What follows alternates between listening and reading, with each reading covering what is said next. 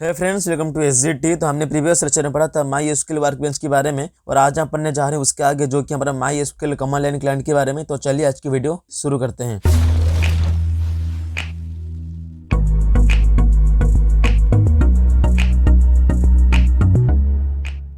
तो previous lecture हमने देखा था इंटरफेस ऑफ माई एसक्यूएल। इसमें हमने पढ़ा था कि माई एसक्यूएल वर्कबेंच के बारे में। ठीक है, बेसिकली क्या होती है माई एसक्यूएल वर्कबेंच, यानी कि मैं आपको बता दूं, जो माई एसक्यूएल वर्कबेंच है वो एक कोड एडिटर है, यानी कि टेक्स्ट एडिटर है, जिसकी मदद से हम जो भी हमारा माई एसक्यूएल की क्वेरीज हैं, कमांड्स है, उसको हम लिख सकते हैं, यानी कि कोड कर सकते हैं।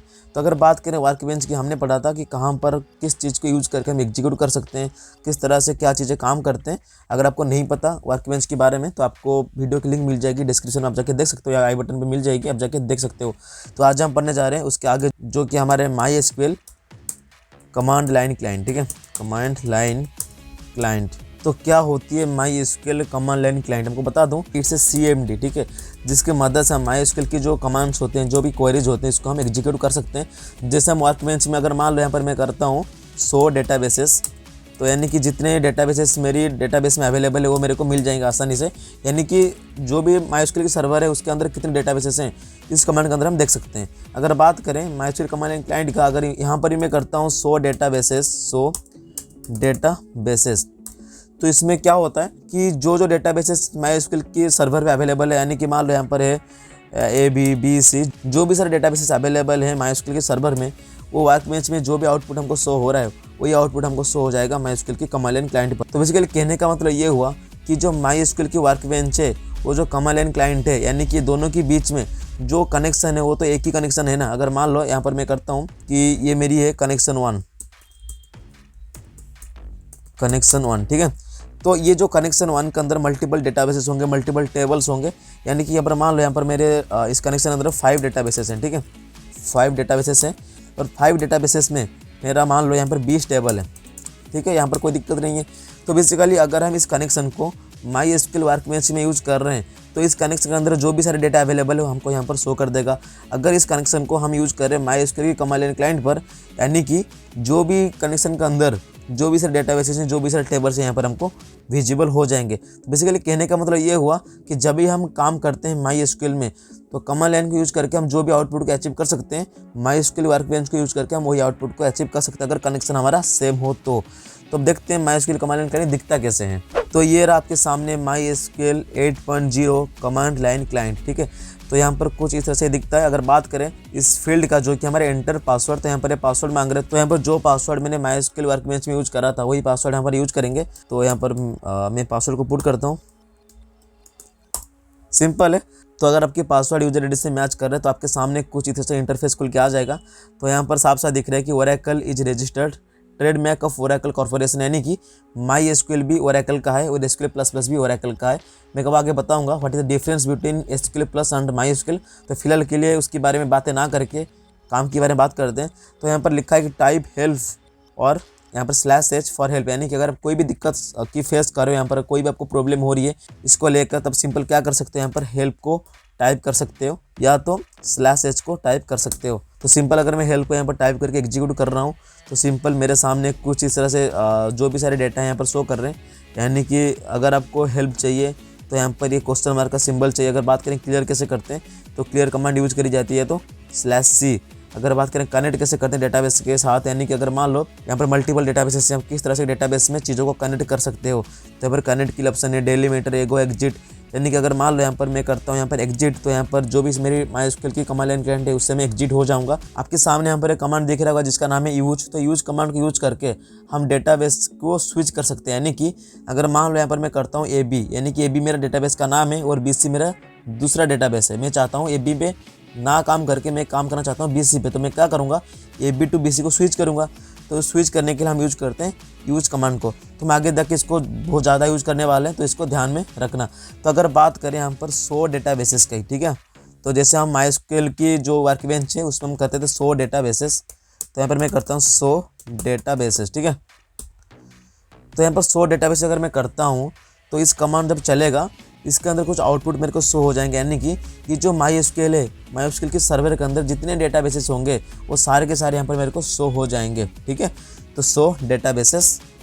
तो यहाँ पर साफ साफ दिख रहा होगा कि 23 रोज इन सेट, यानी कि यहाँ पर 23 डेटाबेसेस यानी कि 23 डेटाबेसेस यानी कि ADB1, ADB एग्जाम, जो भी सारी चीज़ें हैं, जो भी मेरा पहला काम कर रखा था वो सारे यहाँ पर शो कर रहे हैं। तो अगर मैं इस कमांड को 100 डेटाबेसेस को MySQL की वर्कबेंच पे यूज करूंगा, क्या मेरे को सेम आउटपुट शो करेगा? तो चले देखते हैं कर रहा है कि नहीं। तो ये आपके सामने MySQL वर्कबेंच, यहाँ पर साफ साफ लिखा है वेलकम टू MySQL वर्कबेंच। तो यहाँ पर मेरे पास 2 कनेक्शन है, जो कि पहला वाला ये, दूसरा वाला ये है, जिसका नाम है लोकल इंस्टेंस MySQL 80, इसका नाम है माई डेटाबेस। तो सिंपल है, इसमें कोई दिक्कत वाली बात है नहीं। तो अगर आप चाहो तो यहाँ पर मल्टीपल कनेक्शन को क्रिएट कर सकते हो, लेकिन मल्टीपल कनेक्शन के लिए मल्टीपल टेबल्स होते हैं, मल्टीपल डेटाबेसेस होते हैं। तो सिंपल है, तो मैं काम करता हूँ इस पहले वाले में, जो कि है लोकल इंस्टेंस MySQL 80। तो इसमें क्लिक करता हूँ, तो जो पासवर्ड मैंने CMD यानी कि MySQL कमांड लाइन क्लाइंट पर यूज करा था, वही पासवर्ड मैं यहाँ पर यूज करूँगा, क्योंकि कनेक्शन तो सेम ही है। तो करते हैं यहाँ पर उस पासवर्ड को एंटर।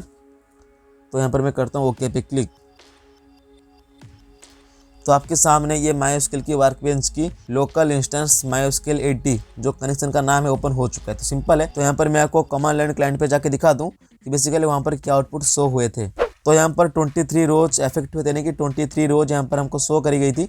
ADB1, ADB एग्जाम, थोड़ा याद रख लेना ताकि आपको दोनों को कंपेयर करने में आसानी हो। तो यहाँ पर अगर मैं करता हूँ 100 डेटाबेसेस, यानी कि वही क्वेरीज में यहाँ पर यूज कर रहा हूँ 100 डेटाबेसेस को।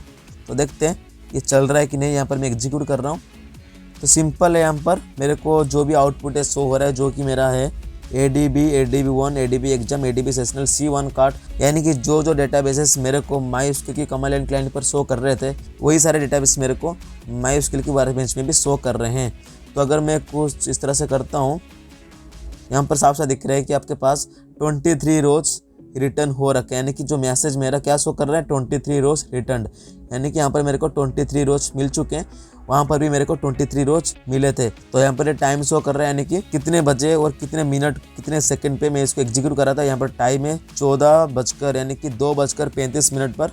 और जो एक्शन है 100 डेटाबेसेस, यानी कि जो क्वेरीज का नाम है 100 डेटाबेसेस, यहाँ पर 23 रोज इफेक्ट हुए, यानी कि 23 रोज रिटर्न, यानी कि यहाँ पर एक मैसेज शो कर रहे हैं। यहाँ पर ड्यूरेशन यानी कि कितने टाइम लगा इसको एग्जीक्यूट करने के लिए, और जो फेच है ये यूज करी जाती है, कितने टाइम लगा मेरे को डेटाबेस से डेटा को फेच करने के लिए। तो सिंपल है, बड़ा आसान सा काम है। तो बेसिकली कहने का मतलब ये हुआ कि जो काम हम वर्कबेंच को यूज करके कर सकते हैं, वही काम हम MySQL की कमांड लाइन क्लाइंट को यूज करके कर भी सकते हैं। तो ये था दोनों के बीच में सिमिलैरिटी।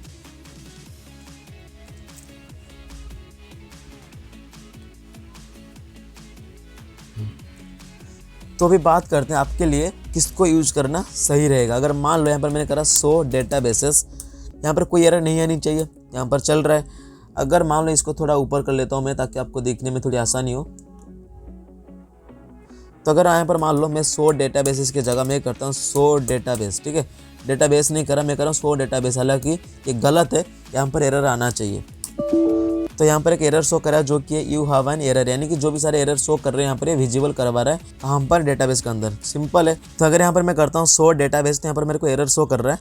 तो मैं चाहता हूँ इसको एडिट करके मैं करना चाहता हूँ 100 डेटाबेसेस, यानी कि मैं यहाँ पर एडिट नहीं कर सकता। मेरे को क्या करना पड़ेगा, मेरे को फिर से लिखना पड़ेगा यहाँ पर आके 100 डेटाबेसेस। तो यहाँ पर एक ड्रॉबैक ये है कि अगर आपको कोई भी यहाँ पर छोटा सा एरर आ जाता है, यानी कि मेरे यहाँ पर एस मिसिंग हुआ था, तो यहाँ पर डेटाबेस की जगह मैं डेटाबेसेस कर रहा हूँ, तो यहाँ पर चल जा रहा है। तो बेसिकली कहने का मतलब ये हुआ कि यहाँ पर अगर हम कोई भी छोटी सी मिस्टेक करते हैं, यहाँ पर छोटी सी क्वेरीज थी, मेरे को कोई दिक्कत नहीं लिखने में। अगर यहाँ पर कोई बड़ी सी क्वेरीज होती है, यहाँ पर वेयर क्लास का कोई भी चीज़ यहाँ पर यूज़ करते थे, तो यहाँ पर मेरे को लिखने में बड़ा दिक्कत होता था, यहाँ पर मैं डायरेक्टली एडिट नहीं कर पाता था। तो बेसिकली कहने का मतलब ये हुआ कि इसका एक ड्रॉबैक ये है। तो अगर आप कमांड लाइन क्लाइंट को यूज़ कर रहे हो तो यहाँ पर कोई भी चीज़ को यहाँ पर एडिट नहीं कर सकते हो। तो अगर आप चाहते हो इसको रन करने के लिए, तो आपको दोबारा से लिखना पड़ेगा। लेकिन अगर बात करें MySQL की वर्कबेंच की, तो वहाँ पर ऐसे कोई दिक्कत नहीं है। वो एक कोड एडिटर है, टेक्स्ट एडिटर है, जिसकी मदद से हम कोड को आसानी से एडिट कर सकते हैं। तो चले देखते हैं किस तरह से MySQL की वर्कबेंच में अपनी कोड को आसानी से एडिट कर सकते हैं। तो यहाँ पर साफ साफ लिखा है 100 डेटाबेसेस। तो यहाँ पर मैं करता हूँ 100 डेटाबेस, यानी कि यहाँ पर एक एरर आना चाहिए। तो बेसिकली यहाँ पर एरर शो ही कर रहे हैं पहले से, तो फिर भी मैं इसको एग्जीक्यूट कर रहा हूँ, देखता हूँ कि क्या एरर आ रहा है। तो इसको मैं करता हूँ एग्जीक्यूट। तो यहाँ पर 2 बार मैंने कर दिया, तो यहाँ पर 2 बार मेरे को एरर शो कर रहे हैं। तो एक्शन का नाम था 100 डेटाबेस, एग्जीक्यूट हुआ था 14:42 यानी कि 2:42 में, और यहाँ पर एरर शो कर रहा है। और एरर कोड क्या है 1064 you have an error in SQL syntax वगैरह जो भी है। तो अगर मैं चाहता हूँ इसको सही करने के लिए तो मेरे को यहाँ पर एडिट करना पड़ेगा 100 डेटाबेसेस। तो बेसिकली आसानी से यहाँ पर मैं एडिट कर सकता हूँ, मेरे को यहाँ पर कोई दिक्कत नहीं आ रही एडिट करते वक्त। तो कहने का मतलब ये हुआ कि एक टेक्स्ट एडिटर है, कोड एडिटर है, यहाँ पर आप कोड कर सकते हो। तो यहाँ पर आपको अगर कोई भी एरर आता है आपकी कोड के अंदर तो यहाँ पर आप आसानी से यहाँ पर एडिट कर सकते हो अपनी कोड को। तो ये था basic difference between MySQL workbench and MySQL command line client. तो अभी आपके ऊपर है, आपको कौन सा ज़्यादा अच्छा लग रहा है यूज़ करने के लिए, आपके लिए कौन सा इंटरफेस सही है। तो आप कोई भी यूज़ कर सकते हो, बस हमको आउटपुट आना चाहिए, ठीक है। तो इसको मैं करता हूँ यहाँ पर एग्जीक्यूट। तो यहाँ पर मेरे को जो भी डेटाबेसेस मेरी सर्वर के अंदर अवेलेबल है तो यहाँ पर ये शो कर, यानी कि जो भी डेटाबेसेस मेरी कनेक्शन के अंदर अवेलेबल है तो यहाँ पर ये शो कर रहे हैं। तो बेसिकली कहने का मतलब ये हुआ कि ये था the basic difference between MySQL workbench and MySQL command line client. तो अभी आपके ऊपर है, आपके लिए कौन सा इंटरफेस सही है। मेरे हिसाब से तो ये आपके लिए सही। अगर आप बिगनर हो तो आपके हाथों में बहुत बार एरर होने वाला है आगे जाके, अगर आप MySQL सीखना चाहते हो तो यहाँ पर थोड़ी मिस्टेक्स हो जाती है, यानी कि अगर कहीं पे हम कॉमा भूल जाते हैं, कहीं पे हम कुछ चीज़ें भूल जाते हैं तो यहाँ पर एरर ही बार बार शो कर रहे हैं। तो अगर हम बात करें कमांड लाइन क्लाइंट का, CMD का, तो अगर आप वहाँ पे चीज़ों को एग्जीक्यूट कर रहे हो तो आप ज़्यादा इरिटेट हो जाओगे, क्योंकि वहाँ पर सारी चीज़ें एक ही से दिखते हैं, वहाँ पर कलर कोडिंग नहीं होती है। तो यहाँ पर आपको अगर आप कोई भी कोड में एरर आ जाते हो तो आपको यहाँ पर कोड को दोबारा से लिखना पड़ेगा, तो जो कि एक अच्छी बात नहीं होती है। अगर आप चाहते हो तो MySQL वर्कबेंच में आप चीज़ों को एग्जीक्यूट कर सकते हो। तो हम आगे जो भी सारी चीज़ें कवर वो करेंगे वो दोनों में मिला के कभी करेंगे इसके ऊपर, कभी करेंगे MySQL की कमांड लाइन क्लाइंट पर। तो ये था basic overview of MySQL interface. तो हम आगे देखने वाले हैं कि किस तरह से अपने डेटाबेस को क्रिएट कर सकते हैं, किस तरह से डेटाबेस के अंदर टेबल को क्रिएट कर सकते हैं, किस तरह से मल्टीपल टेबल को आपस में लिंक करवा सकते हैं, क्रिएट कैसे टेबल को करते हैं, और जो सिलेक्ट स्टेटमेंट होता है, DML क्या होती है, DDL क्या होती है, इन्वो कैसे करते हैं, सारे चीज़ सीखने वाले हैं। चिंता करने की कोई ज़रूरत नहीं है। तो बड़े कमाल के सीरीज होने वाला है ये। तो ये था आज का लेक्चर। अगर आपको लगता है कहने के काम का चीज़ें, कोई भी चीज़ यहाँ पर सीखने को मिला, please subscribe the channel and share with your friends ताकि वो लोग देख पाए। तो ये था आज का वीडियो। मिलते हैं नेक्स्ट वीडियो में। Thanks for watching. Have a good day.